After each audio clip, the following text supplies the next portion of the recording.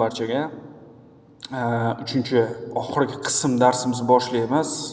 Bu qismda biz tayyor kodlar bilan yozib qo'yilgan dasturimizda endi biz serverga yuklashni ko'rib chiqamiz. Biz qiladigan ish ushbu kodda yozdirib oldik. Mana kodimiz tayyor ChatGPTda. Hech qanday bilim kerak emas. Shunchaki yozib bersak bas. Ko'ryapsizmi? Menga esa beni shu botda deb turib linkini tashladim. Menga o'sha bot yoqib qoldi. Calix.uz bot. O'zim kecha yaratgan edim, tuzib chiqqan edim bu botni. Endi menga shu bot yoqdi deb turib sizlar uchun tashlab bermoqchiman. Xuddi shuni qaytadan ko'rsatib bermoqchiman.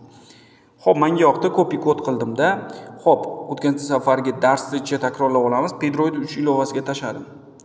Pedroid 3 ilovasi menga nima qilib bergan edi? Pedroid 3 ilovasi meni harakatga keltirib bergan edi botimni. Endi bu harakatga keltirib bo'lgandan keyin men maxsus demak tokenlarimni joylashtirgan edim va aloqa o'rnatgan edim. Token orqali demak biz o'zimiz botimiz bilan aloqa o'rnatgan edik.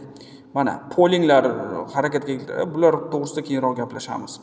Xo'p, endi qiladigan ishimiz chiqamizda Calix.uz. Demak, server topamiz. Serverlar ko'p.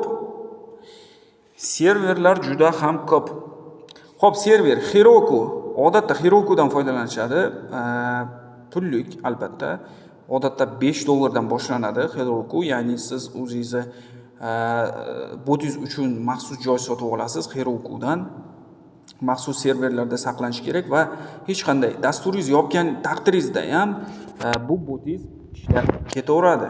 Lekin o'tgan safar ko'rgan ikkinchi qismi darsimizda unaqa bo'lmas edi. Yopib qo'ysangiz ishlamay qolaverar edi. Endi buni maxsus paketga o'rab joylab qo'yamizda, internetda o'zi harakatlanib ketaveradi.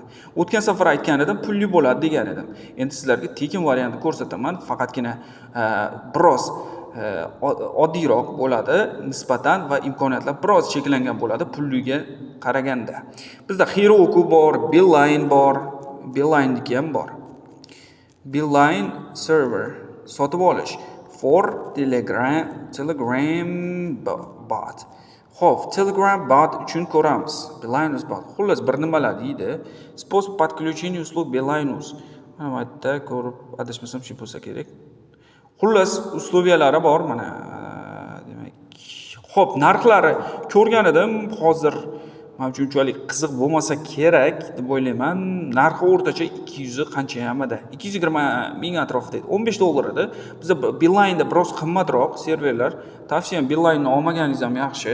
Undan Heroku yaxshi, lekin undan ham zo'ri, eng zo'ri haqiqiy Python Anywhere dasturi yordamida tuzib, demak serverga ulab qo'yganingiz tekinga tushadi. Beginner account orqali. Hozir men yaratgan botimni butunlik ichida kodlari bilan o'chirib tashladim, logout qildim. Endi sizlar uchun qaytadan kirib ko'rsatib berishga harakat qilaman. Python Anywhere dasturiga kiraman. Anywhere. Mana ko'ryapsiz, Python Anywhere. pythonanywhere.com. Shu yerga kirib turib bosamiz. Mana. Bunda hamma yo'q tayyor ekan. Kali, ya'ni Kali o'quv markazi reklamasi, mana shunaqa narsalarni qo'yib tashlagan ekanman. Men o'zim uchun alohida ochganman. ID 34279. Bu ochilgan. Sizlar uchun harakat qilaman logout qilib qo'yishga. Yana qaytadan kiramiz va logout qildim. Endi username orqali nima qilasiz? Usernamingizni kiritasiz, emailingizga, passwordingizni kiritasiz va emailingizga pochta boradi. Anaconda, ya'ni Python Anywhere dastur tomonidan. Endi menda hamma yo'qimiz tayyor. ID ni kiritaman mana. Ixtiyoriy qilasiz buni. Uzr so'rayman, ixtiyoriy qilmaysiz. Bu login hisoblanar ekan. Birinchi qilinadigan ish sign up qilasiz. Ya'ni dasturga o'z ismingizni, parolingizni kiritib qo'yasiz. Forgotten password. Sign up here. Bunday qilamiz, sign up qilib olamiz, sign up. Mana sign up boshga qaytib oldik. Endi qiladigan ishimiz mana plans and pricing. Narxlar bilan tanishib chiqamiz. Xo'p, hacker. Dahshatli tuzmoqchimiz mana. $5 oyiga harakatlantirib beraman boting serverda deyapti. $12 deyapti. Startup oyiga 99. Vobshe imkoniyatlari juda ham yuqori, space ham dahshat. 50 GB space beryapti ekan. Xo'p, uslubiyalar har xil, bular to'g'risida juda ham chuqur kirmaymiz. Xo'p, startaplar, customlar Xo'p, albatta ustunligi bor. 5 dollarlik bilan 12 dollarlikda, 99 dollarliklarni 500 dollarligi ham bor ekan mana. 5 dollardan 500 dollargacha. O'z istaganingizga qo'ya olasiz.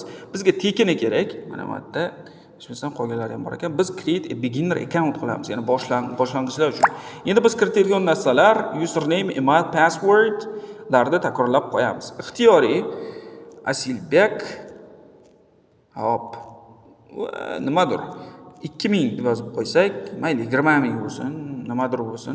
Xo'p, emailimizga application emas, Asilbek green card kiritaylik.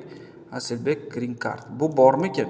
The best'ni kiritsam-mikin deb turgan edim. thebesteducation@gmail.com ni kiritdim. Emailim paroli kerak ekan.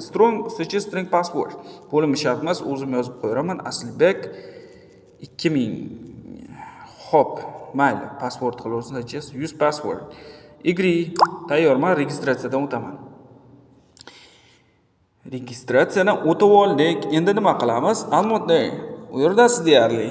Endi qaytamiz. Boshqa kiramizda emailimizga kirib olamiz. Gmail bo'limida mana o'sha demak kelgan bo'lish kerak o'zasida. Bu undamasida use application biz base educationga kelgan. Ko'ryapsiz, Python Anywhere boshida turibdi. Python Anywhere ga kiramizda mana click this link konfirmatsiya qilamiz, ya'ni tasdiqlaymiz biznikiligini. Mana tasdiqlab oldik. Endi demak enter qilamiz, chiqib ketishimiz kerak. Mana yangi Asilbek 2000 degan narsa tuzib chiqildi. Demak, joy olib oldik. Upgrade account. Hop.